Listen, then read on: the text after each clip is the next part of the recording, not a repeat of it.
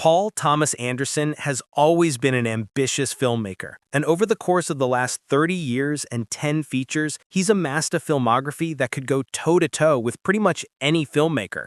Before he was even 30, he had made Boogie Nights and the Robert Altman homaging Magnolia. He's one of the few filmmakers who has worked with Daniel Day-Lewis multiple times, and he was the first one to show us Adam Sandler had legitimate acting chops. He's made new American classics like There Will Be Blood, taken on Scientology, adapted Thomas Pynchon, and revamped the coming-of-age story. And he still finds the time to direct music videos for Haim, or make a short musical for Tom York. At this point, PTA has basically proven that he can do anything, but still finds a way to surprise his audiences with every new release. And maybe most importantly, he makes it all look so easy. With his 10th film, One Battle After Another, Anderson makes his grandest project yet, and it's the type of movie that, while watching, feels like a new masterpiece unfolding. Once again, One Battle After Another sees PTA doing something new for him, while still managing to be a film that highlights everything that has made him so great since the mid-90s.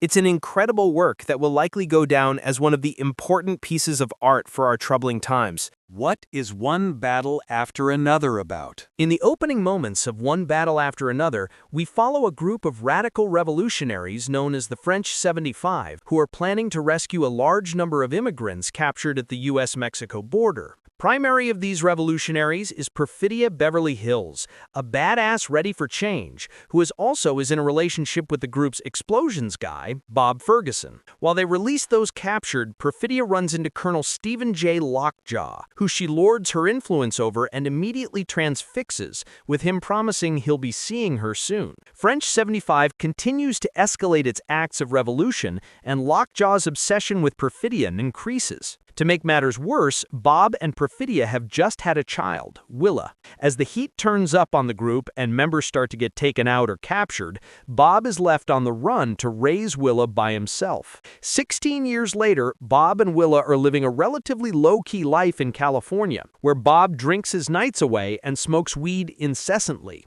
Yet after all these years, Lockjaw is now hunting down Bob and Willa, and the last remaining revolutionaries, including Bob's former French 75 comrade Deandra, fight to stay alive and evade Lockjaw's terrifying grasp. In just under 3 hours, Anderson creates a captivating action film, an incredibly timely look at how people in power can utilize their position for manipulation and personal gain, an extremely funny comedy, and maybe his most personal exploration of a father and daughter relationship, all in one of the most beautifully shot and well-acted films of the year. It's also fascinating to watch Anderson working at this scale, with his largest budget yet, and absolutely nail every aspect of this film. It's the type of movie where you can see how everything PTA has made up until now has helped him get to this level. From the weed-infused mystery of Inherent Vice, to the increasingly intense humor of Punch-Drunk Love, to the magnificent scope of There Will Be Blood.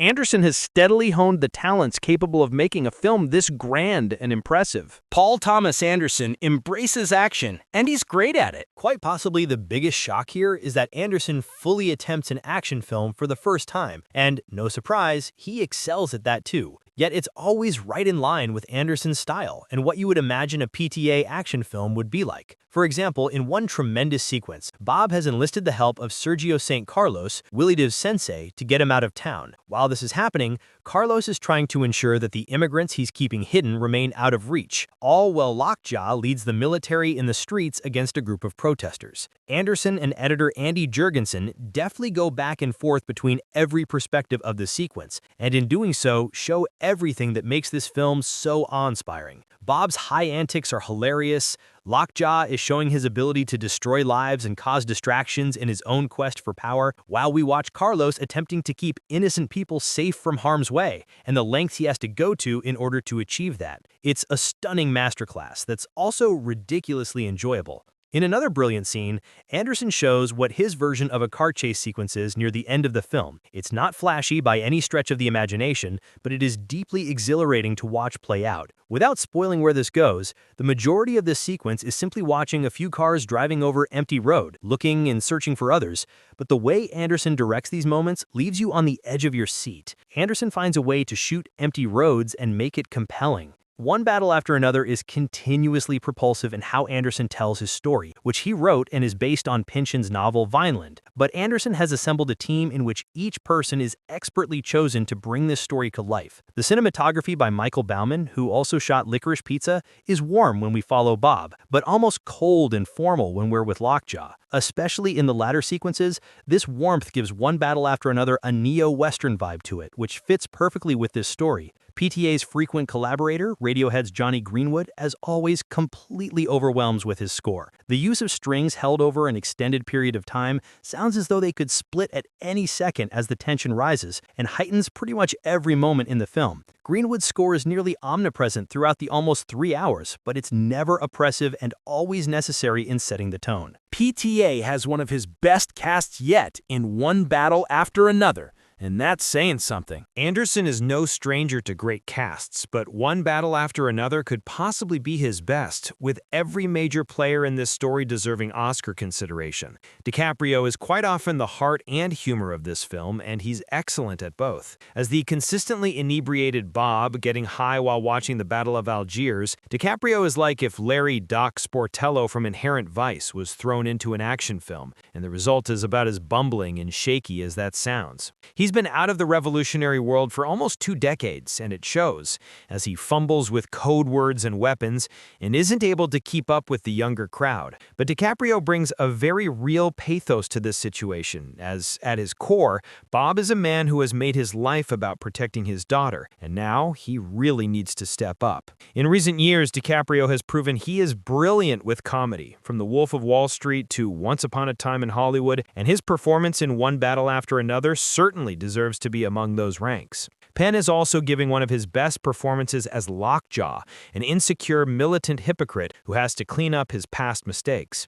Penn plays Lockjaw as though he's extremely confident to those who outrank him, yet he always seems like he's ready to burst when put in these situations. He's a character that will put power over everything else, and he's emblematic of the way people in high positions can rein in terror by their own ludicrous means. It's probably not by coincidence either that Penn's mannerisms as Lockjaw often mimic those of RFK Jr. It's a terrifying, unrelenting performance that manages to make Lockjaw weak at his core. Teyana Taylor as Perfidia is a powerhouse here, showcasing a similar assuredness that she brought to the vastly underrated 1001. She knows how to twist a situation in her favor, yet with revolutionary instincts in her blood, she's completely unpredictable. This is a fantastic presentation of what makes Taylor so great. Continuing his trend of being a commanding comedic presence is Benicio del Toro, who is wonderful as an aide to Bob. Whereas Bob is usually out of his element, Sergio is always completely in control of the madness around him.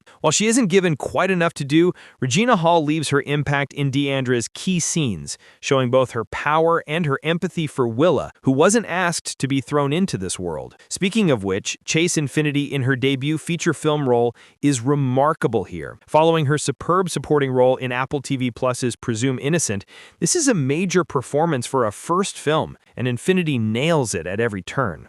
From being a guardian to Bob and his bad decisions, to reckoning with the insane situation she's been thrown into, we can see how being born of 2 revolutionaries has made her a strong individual, ready to rise to action when she needs to. Much like Bob, Willa is key to the heart of this film, and she's essential to the emotional moments that creep out of nowhere and take you by surprise. Through Willa, it's as though PTA is showcasing his own love for being a parent, stating that our generation might not get things right, but there is hope to be found in the next one. Anderson has executed an unbelievably rare feat, a big-budget studio action film that maintains his specific tone and style, with a film that feels essential to our troubled modern times. One Battle After Another is the type of film that only comes along a few times a generation, a masterfully crafted work that speaks to our present as a defining work of what it was like to live in our present era. Anderson does that with humor, tension, fear, and care in a film that's one of both the director's and 2025's best.